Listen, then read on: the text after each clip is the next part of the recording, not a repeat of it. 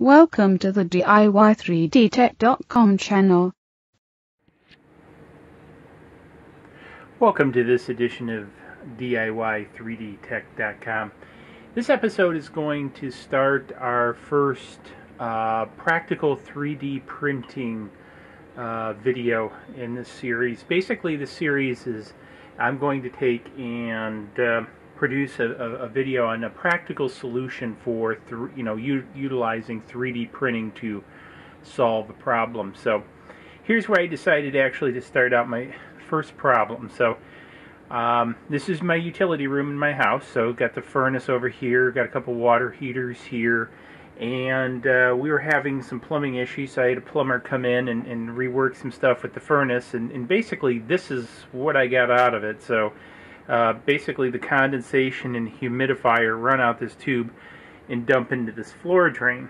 Now I've got a couple issues here. So number one, when they poured the basement floor many years ago, they actually made this drain too high, unfortunately. So we've had a couple small flooding issues in this room, and that was part of the reason for some of these plumbing changes.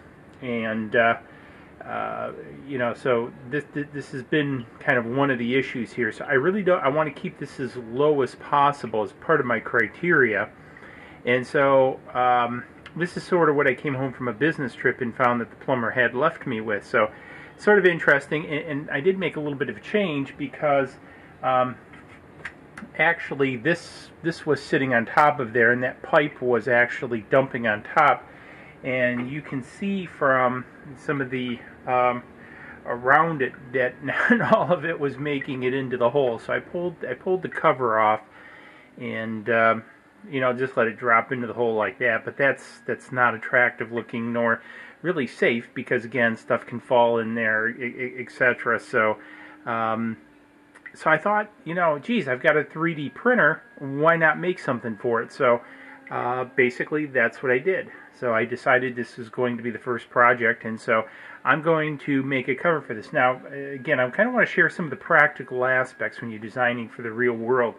Is one of the pieces that you'll see in the design is I did not want to have an insert that goes in there, because one of the things that you'll notice that the particular one that was on there had fingers that went in the hole to hold it there. Well, I'm going to do this one a little bit different, because the pipe is going to have an insertion point into the hole, or into the cover. So basically, as you can see, the pipe itself is nailed down to the floor, and then so it's held rather firm. So I'm going to design a cover that attaches to the pipe that has a vent hole in it, a few vent holes actually, and then has sort of an opening in the bottom so water could drain in. So again, because this is still rather high, I want to give it every opportunity to, if these water heaters leak or something, that goes in there. The other thing I'm going to do in a future project is I've built a leak sensor, and I'm going to 3D print the actual sensor end for it. So I got the electronics and everything in the box, and the alarm, etc. And so we'll do that in a future one, but I'm going to start here. So let's jump over and take a look at the design a little bit first. Well, thanks to the magic of video, here we are back inside my computer, and basically what we're looking at is the TinkerCad application. So for most of my 3D printing activities, I either use TinkerCad or OpenSCAD, depending upon what I'm doing. It's kind of a bit of a dichotomy in applications, and sort of actually works well. For this, I've actually picked TinkerCAD because I wanted something that basically was easy to use, readily accessible to everyone, and to sort of demonstrate how you can take 3D printing and make something useful out of it. So with this, basically this is our drain vent that we've designed now.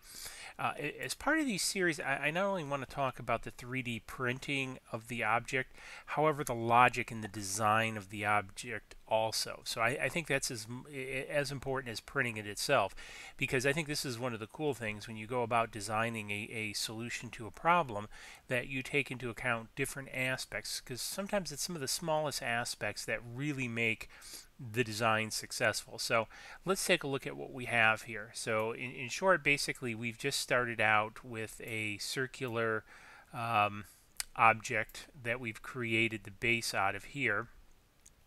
We've put a couple hexagon holes in it for drainage and ventilation.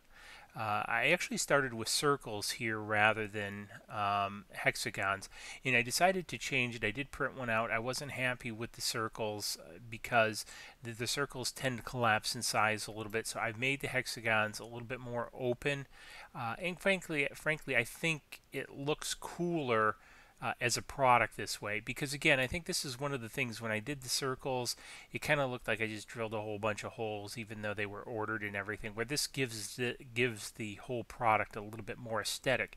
And again, this is one of the big things I want to share about this, is when you create something, it shouldn't just be rudimentary. It should have some aesthetics. It shouldn't just look, oh geez, you know, they took a piece of plastic and drilled holes in it. Again, you want it to look a bit attractive, even though it is a utility room.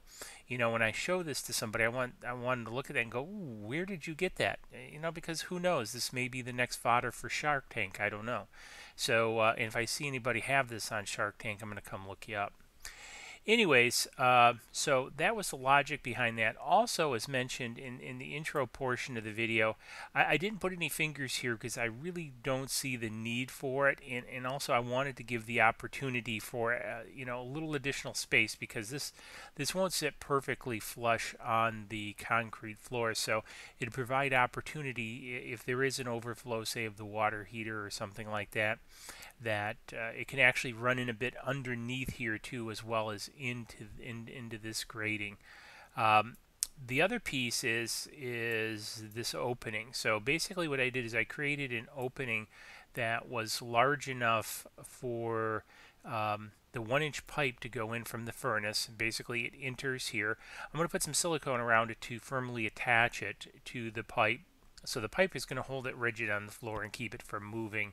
As mentioned, the pipe is nailed to the floor, so with a power nail, so it's not going anywhere. And then what we did is we took and we tapered this down, and you can see from the underside, you know, how this flows at an angle in. So as the water dumps into the first part of this, it just simply runs down to the back. So not too much different than what it is, but it's aesthetically contained inside this. And again, it will prevent, you know, if one of the dogs or something goes through there from stepping in it. Hopefully they'd be smart enough not to, but you never know. And again, provides a little bit more of an aesthetic view. So anyways, we're going to send this off to the printer now. We're going to print it. We're going to do a bit of a time lapse on it, hopefully.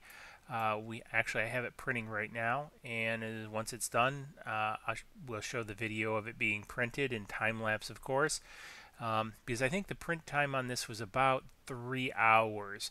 Now, one of the interesting things, I am printing this with no supports, because again, this was sort of designed, this little housing unit, not to require support, so it actually prints midair, which is really cool.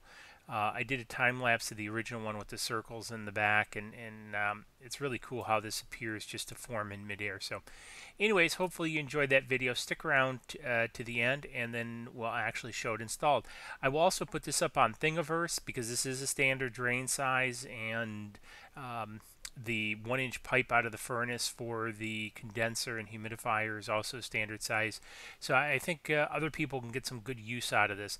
If you wanted to, you could also silicone this to the floor, put some silicone on the underside of this. I've left room for it around here if you do want to seal it off, or if your pipe moves. Or you can just come into TinkerCAD, redesign it, put a lip on the bottom of it, whatever, you know, meets your needs, you know, but the base design exists. And again, you know, great little opportunity to solve a problem with a 3D printer. So anyways, check out the time lapse, and I'll see you at the end when we go ahead and install it. Cheers.